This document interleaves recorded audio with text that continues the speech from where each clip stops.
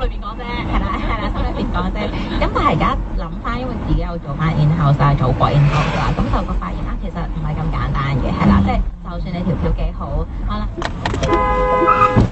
我以前都市民可以使用醫健通流動應用程式，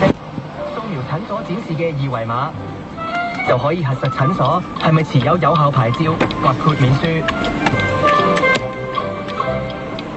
係啦，裏邊講啫，係啦，心裏邊講啫。咁但係而家諗翻，因為自己有做翻 in-house 啊，做過 in-house 啦，咁就個發現其實唔係咁簡單嘅，係啦，即係就算你條票幾好，可能我以前都市民可以使用醫健通流動應用程式，掃描診所展示嘅二維碼，就可以核實診所係咪持有有效牌照或豁免書。